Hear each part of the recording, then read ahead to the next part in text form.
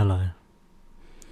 Whether it be men watching or females watching or whatever you identify as, this is going to be mainly for men, as I'm recording this for Movember for Men's Mental Health Month, basically, just to sort of raise a bit of awareness for it all and sort of talk to the men one-on-one, sort of as like their virtual therapist.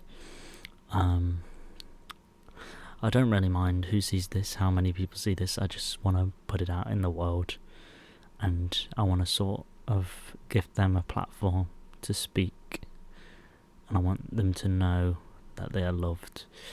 It's going to be a totally raw video. There's not really going to be edits. I'll probably cut the start and the end just to trim it, but don't expect many edits or crazy edits. Sorry. And there's no video, there's no visual, should I say, because I want this to be mainly voice focused. I want you to focus on the words that I'm saying. But no. So I'm recording this on the 31st of October, Halloween, and I'll be posting this probably on the 1st of November. No, I'm not going to any Halloween parties tonight, in case you're wondering. Or it'd be more of, did you go to any, because it would be in the past. But no, I've not. I wasn't invited to any as a first thing, and second thing is, it's not really my thing, and the third thing, I was working anyway, but I'd still take it up if I was invited. It's just, I wouldn't do it, because I'm not a big party goer.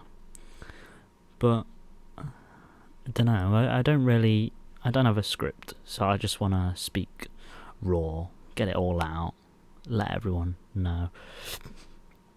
But just know, men, boys, whatever you are, that you're not alone in the situation. And I know you can hear that, and you might shut it off, because men can either listen to something, or they just shut it off as like a mental escape, because me being a man, I know what it's like. But yeah, you're not alone in this situation. As cliche as it is, there's other people out there, and I'll guarantee you 90%, if not more than 90% of men do have some form of mental illness, depression, anxiety, any of that, or even all of them combined. Me, myself, I suffer with like mild depression and procrastination, overthinking, and often self-hate, but they all sort of blend into the depression side of things.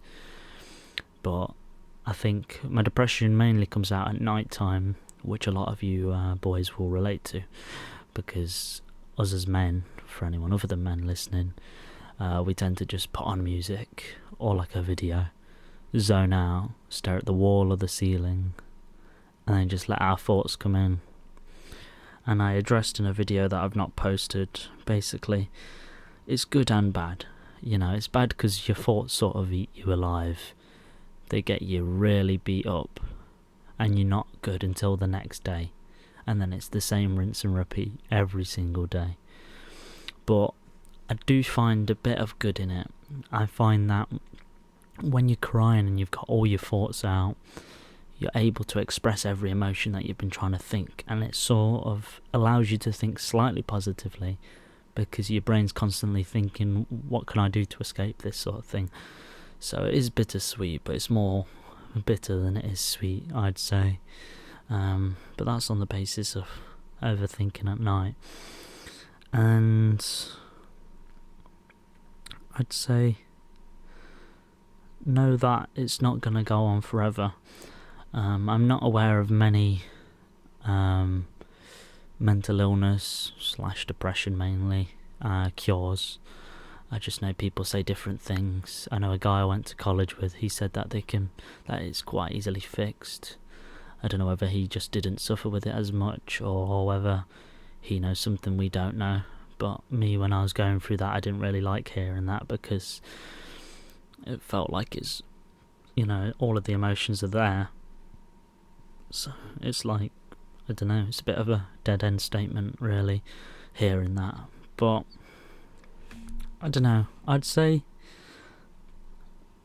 we need to, as men, either make something or find something that fuels our excitement and brings back a time or a happier version of ourselves, whatever that may be.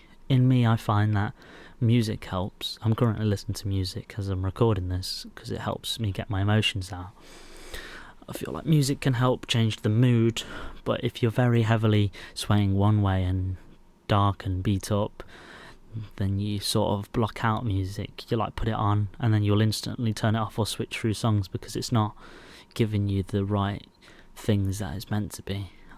I'm not good with my words, so bear with me. But it could be music, it could be cooking, it could be films, could be doing what I'm doing and just talking. I find anything really can sort of help, but nothing helps 100%. So I'd just advise you to try and find something that just helps you a little bit, become a bit happier. If that's messaging a friend you've not spoke to in 5 years asking to play a game, or go outside, you know, because I think it's due to the way that men's brains are wired. They mainly think negatively, and they're like stuck in this loop of sadness, and it's draining. It is very draining, going day through day thinking that nothing's going to get better.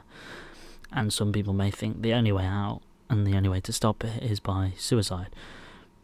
Trigger warning. But yeah, I mean, if that's right for you, then I'm not going to sit here and stop you.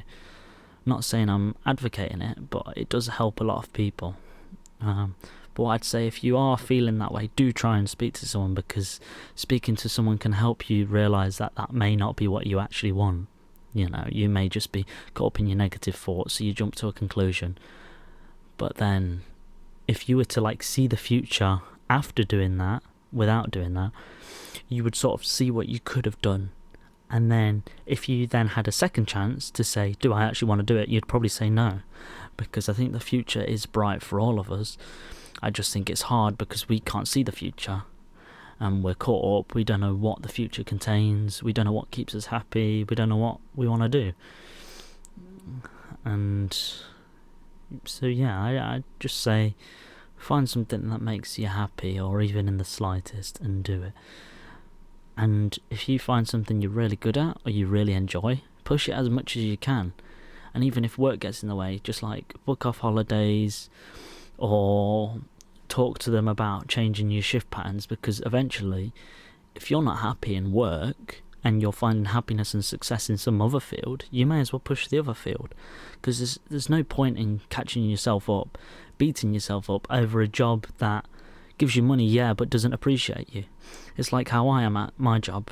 It's good money, but it beats me up because there's barely any reflection in the job. Like, you've got the people on your level that will talk to you, but then the people above, they don't bother saying anything other than hello.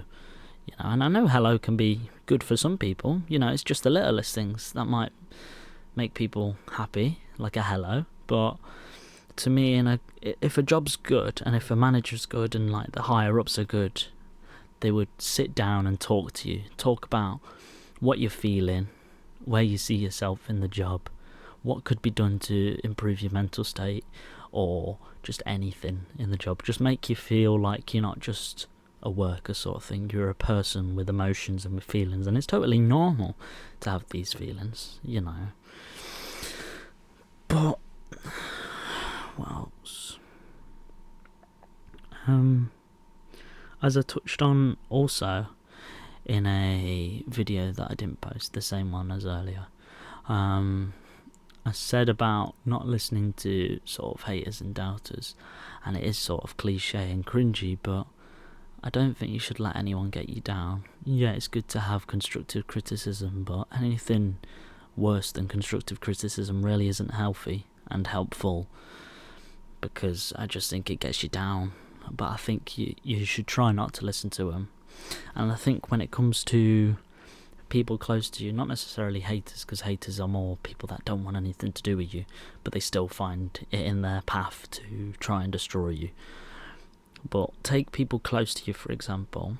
What I would say, if you're not finding too much happiness in the people near you, if you're finding that they don't want to do things with you, they're sort of destroying your health, they don't seem to care about you, I'd say just drop them off, because it's sort of a short-term effect and feeling reflection that you're like, oh, why am I doing this? Why have I done this?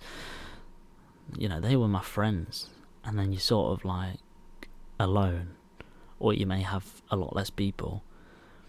And yeah, in the moment it can feel a bit sad, but over time it's sort of relieving, because all those months or years you spent with these so-called friends, in quotations, you don't feel like the feeling is reciprocated. You know, you're feeling like you put stuff into the friendship and didn't often get it out. And I think if you're continuing to do that across many more years, you're just going to feel awful in yourself. And I just think you should drop them off and sort of try and reflect on yourself. But that's also hard, because when you're alone, you get caught up in your emotions. And that's why it's sort of hard making this voice, podcast, video, whatever you want to call it, because I don't really have 100% of a solution. It's mainly just ideas or things that might have helped me. You know, I go through day to day thinking about life. What's my end goal? What's my passion? What do I want to go into after my current job? And a lot of the time I don't have answers for that. And that beats me up, because if I don't know what I want to do, then I can't really be happy in doing stuff. And I've had people tell me, "You'll just continue at what you're doing." But the issue is, if you just continue, then you're going to get stuck and caught up in a loop and not be able to progress, because you're just staying there. You're gluing yourself to this foundation that is clearly not working. It's clearly not making you happy, and it's not letting your creativity succeed if you're a creative person. So just, I'd say, express creativity, express art, find something you're good at and push that.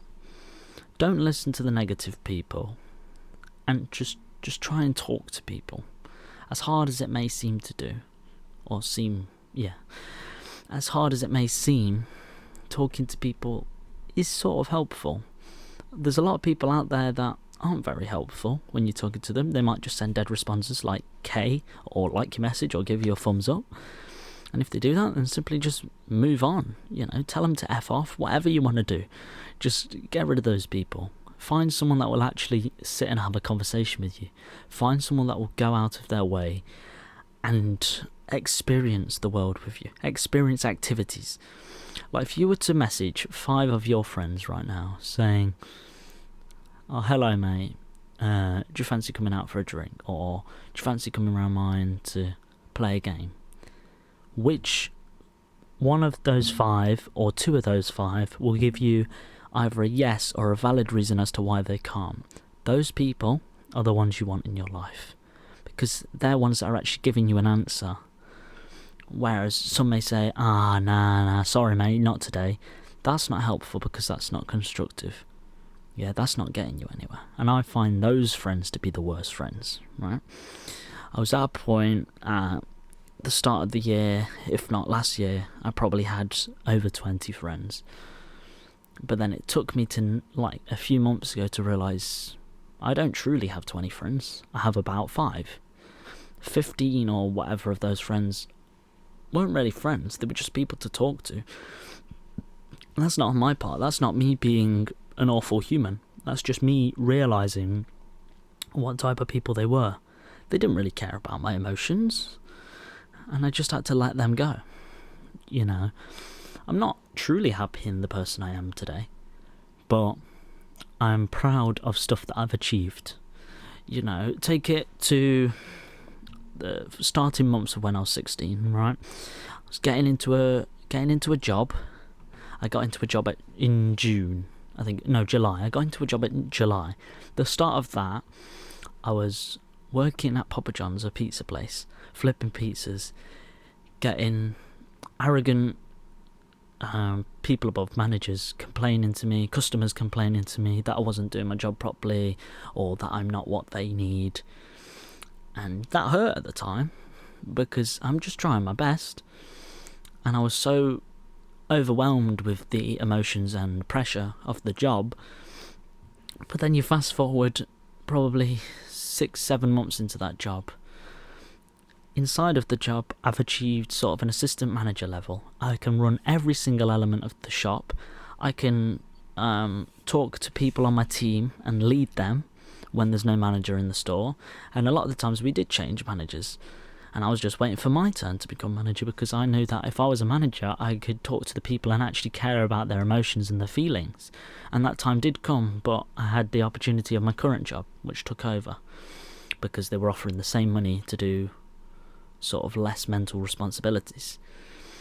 But now at my current job, I'm feeling that I have no sort of leadership, not in a capitalist way, but I have no help to other people. Like, my voice and input doesn't really matter at my current job. But the point I'm making is that I'm proud of the journey I've done, because along the job I had my college, and at my college I did film. Then now, over the time I was at film, I was at work obviously, and I was making money at work. The money didn't start off good, but I wasn't too hooked up on the money element, and I think that's why I've done so well. So with each month of the money, I'd put some aside and I'd buy the things that I want in life. I've bought myself a new TV, 2 monitors, a PC, a camera, a monitor, lenses, equipment for these things, this microphone that I'm speaking on.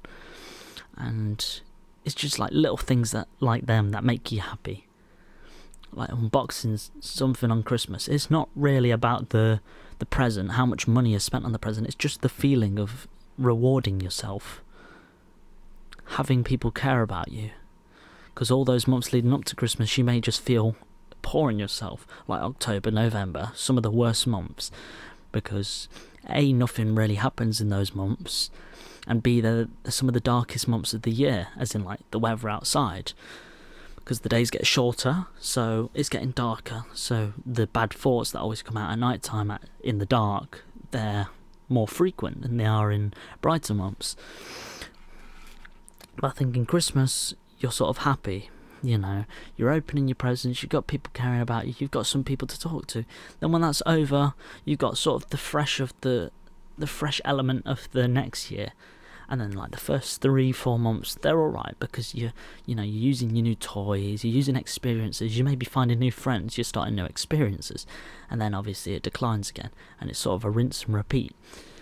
But I think what you need to do is listen to yourself. You are your strongest believer. You're not a hater for yourself, and when you are, you often recover. Because you're like, why am I talking to myself like this? I don't deserve this.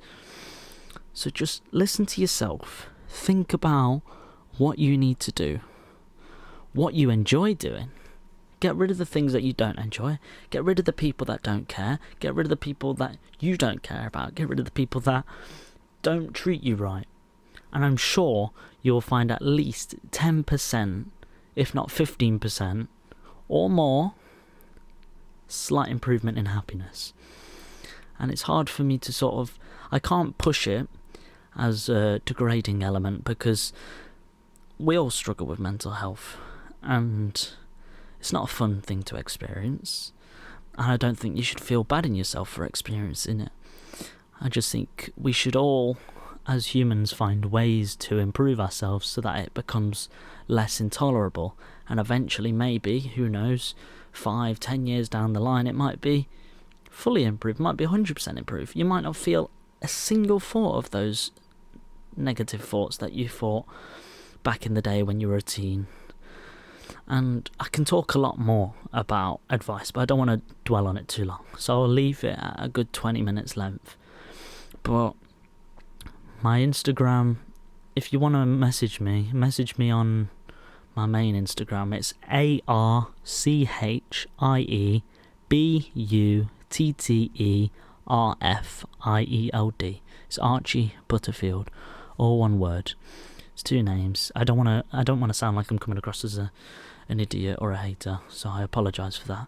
Just message me on there if you want to talk, and I'll happily talk, because I know how hard it is to talk to some people, and I hope you hearing my voice for these 20 minutes has helped you to realise, there are people out there that actually care about you.